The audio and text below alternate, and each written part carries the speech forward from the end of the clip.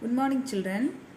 As we know, we have started a new lesson, An Uncomfortable Bit by Guy Maupassant. Now, let's recall what we learnt in the previous class. The narrator went to spend his autumn holidays with his friends in Picardy. Picardy is a place located in the northern part of France. The narrator's friends loves having practical jokes. When he arrived at the event, his friends welcomed him with a grand reception, which made the narrator suspicious. He felt that his friends target him for their jokes. He felt, be careful, old ferret. They are planning something in order to make you fool. During the dinner time, the narrator found that his friends were laughing so hard at him. He realized that he is the victim of joke. After dinner, the narrator did not even leave a single word, meaning and gesture of his friends. He noticed everything. He looked distrustfully. Finally, it was bedtime. All his friends accompanied him to his room and said good night. The narrator felt even suspicious. He went to his room, shut the door, and was standing still without taking a single step. He was holding the candle too. He heard his friends laughing and whispering in corridor.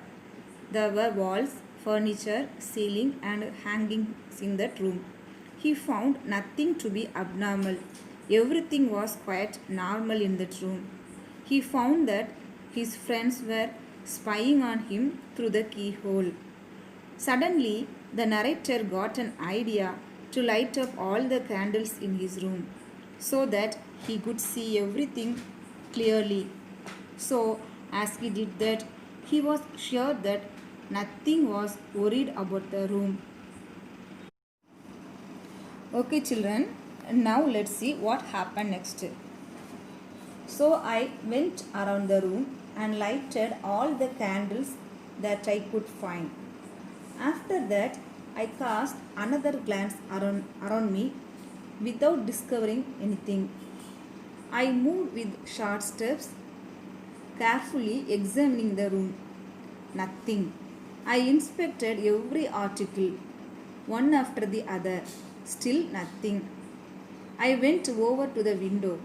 The shutters, large wooden shutters, were open.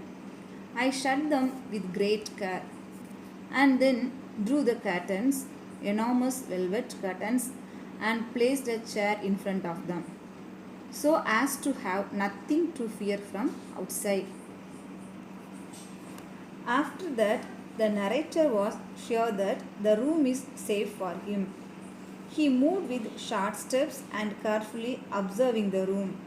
He saw large wooden shutters were open. He closed all the windows and drew the curtains. He was once again sure that there is nothing to be feared from outside too.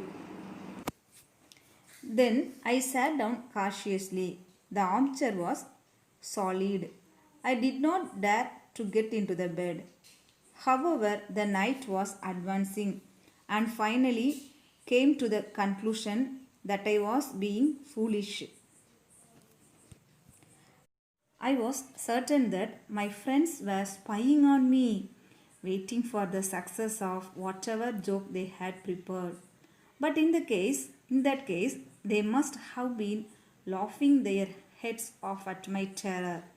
I could not let them have so much fun at my expense. I made up my mind to go to bed. The narrator sat down on an armchair carefully. He did not want to lie down on the bed.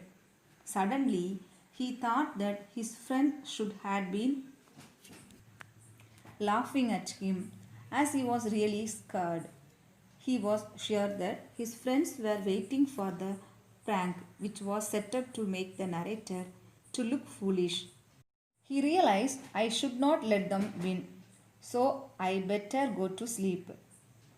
But the bed was particularly suspicious looking. I pulled at the curtains. They seemed to be secure. All the same, there was danger. There must be.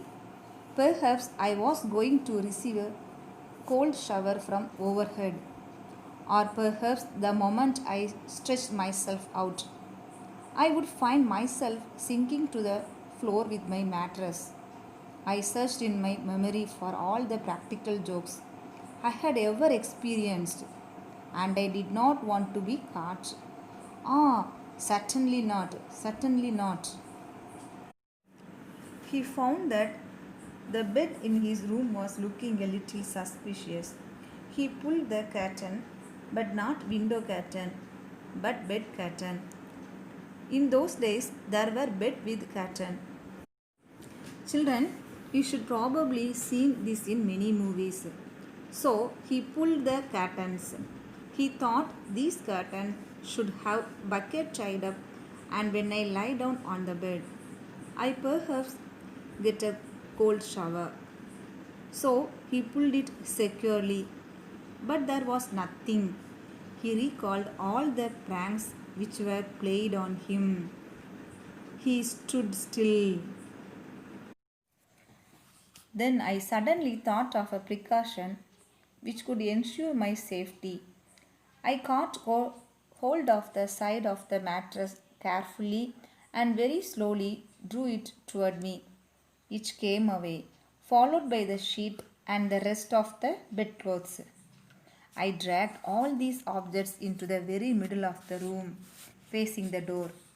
There, at some distance from the bedstead that I could not trust, and the corner which had filled me with such anxiety, I made my bed all over again as well as I could.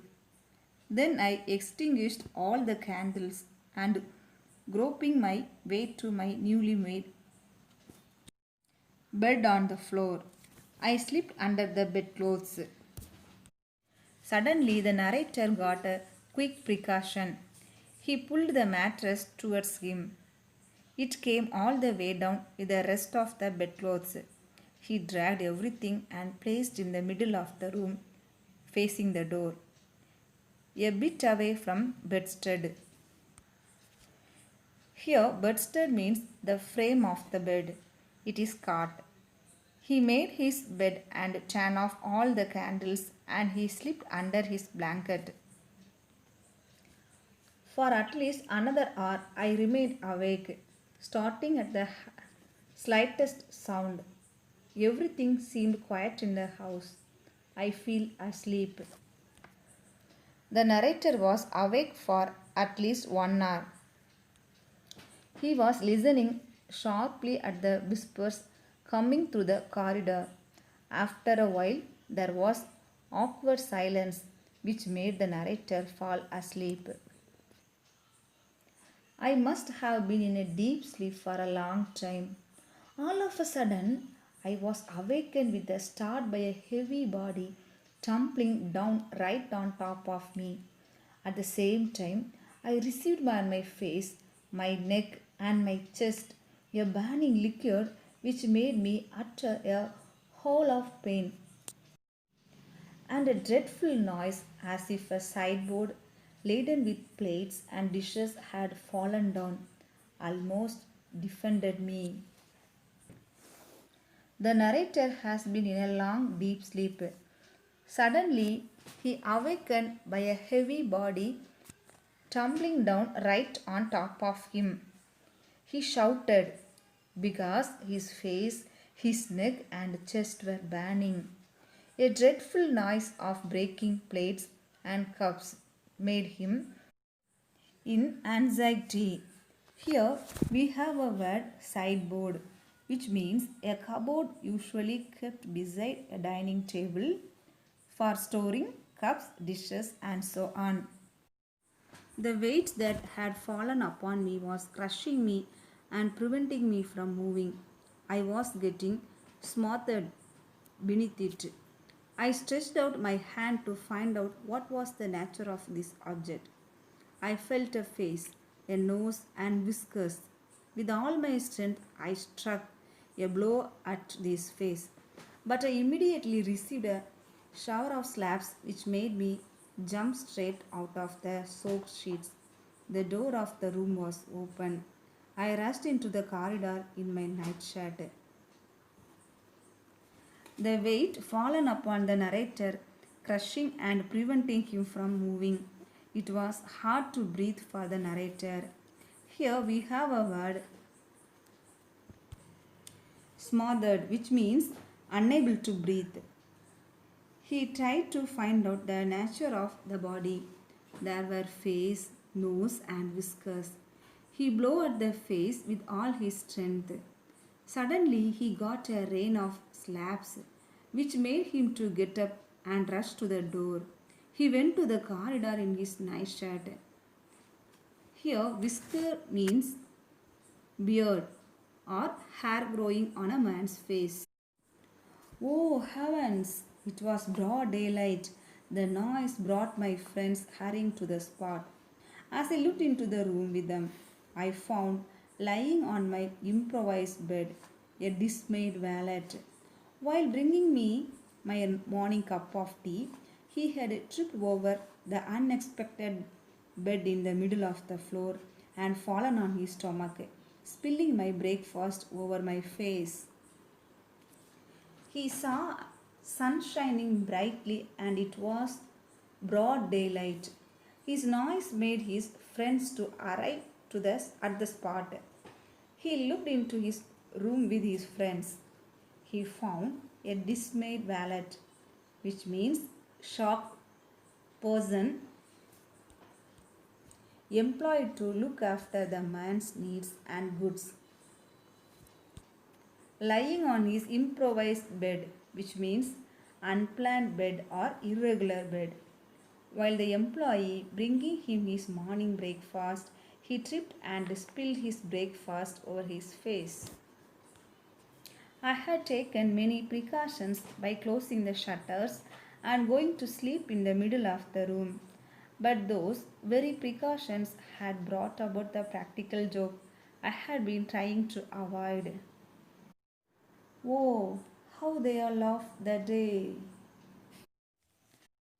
The narrator felt very bad. All the precautions made by him had brought about the practical joke, which he was trying to avoid. Everyone laughed at him all day long. Okay, children, that's the end of the story. It's a kind of interesting. At the same time, we learn something from this. Too much of anything is good for nothing. And at the same time, we should be careful, but do not overthink of carefulness. We should not be careless too. Everything should be in limit. Okay, children, hope you understood. Thank you. Take care.